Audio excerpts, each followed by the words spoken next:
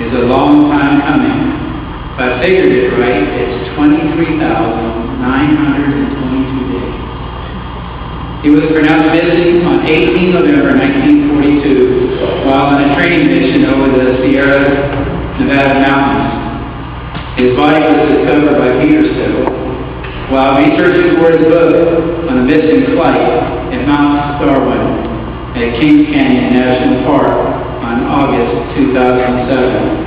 And in February 2008, the remains were officially identified as those of Cadet Ernest Munn. Cadet Munn joined the Army Air Corps to become a pilot. He was stationed in Santa Ana, California for navigational training.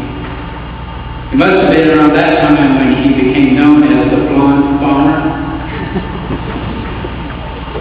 His eyes were set on the future. He knew what he wanted out of the military. In a letter that I received, he wrote to his mother, and he writes just before his death,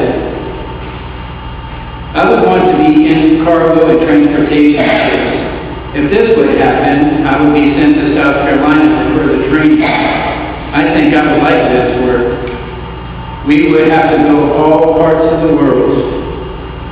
When Cadet Munn volunteered, he knew the dangers of military life. And in navigational training, flying in the Sierra Mountains, he demonstrated his courage and devotion and his passion for flying. He spoke of the difficulties of flying in the mountains when the weather was bad. And he writes that they do not like to fly over the very high mountains when it is stormy, because they were afraid of downdraft forcing the plane inside the mountain.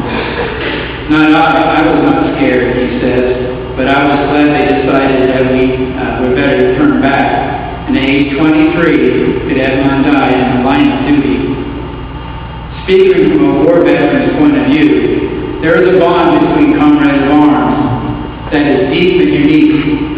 It stands for a certain kind of person that puts himself in harm's way for another. Cadet Munn's character, his sense of duty is celebrated and given the rightful place of honor today. Today, he also provides closure for his family and his friends as he places his remains near his home. Let Cadet Munn's death symbolize what makes this country great. Let his death be for all a clear demonstration of selfless service for the military exemplified even today. The Army has what is called the Soldier's Creed, which clearly speaks of our call to duty and honor for our country, and it states, "I am an American soldier. I am a warrior, a member of a team. I serve the people of the United States and live the Army values. I will always place the mission first, and I will never accept defeat. I will never quit. I will never leave a fallen comrade. I am disciplined, physically and mentally tough, trained and proficient in my warrior tasks and drills. I always maintain my arms, my equipment, and myself. I am an expert. I am a professional. I stand ready to deploy, engage, and destroy the enemy of the United States in close combat. I am a guardian of freedom and the American way of life. I am an American soldier." This dedication is not found in technology, nor in the cleverness of human hearts. That dedication is found in what is right, and what is just, and what God has given to us. Our hope is in the divine, the God Almighty, for if all that life has to offer is pain and suffering, then we indeed are with no hope, no future. The Apostle Paul in 1 Corinthians 15 speaks of death, and he speaks of death as a change. The body is soon imperishable, but will rise imperishable. It is sown in dishonor, raised in glory.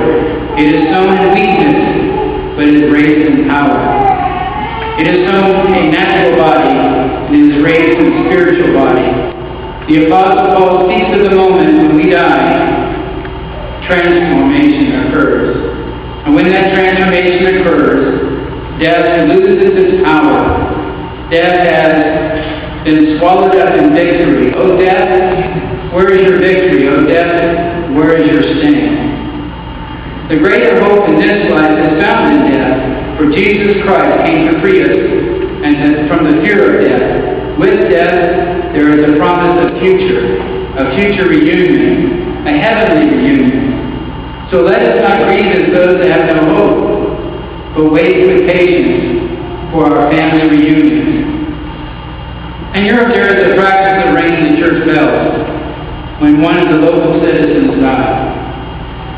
The solemn ringing reminds both the village and the countryside alike that a neighbor has passed away.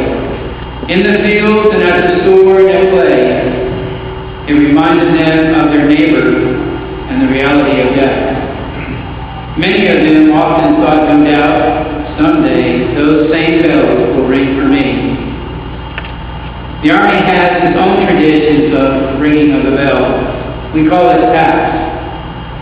It will be played at the gravesite in honor of our fallen comrades, our loved ones, and it will be heard for all those in the countryside and at work, or sitting here, a fellow soldier, a leader, a brother, an uncle, a friend,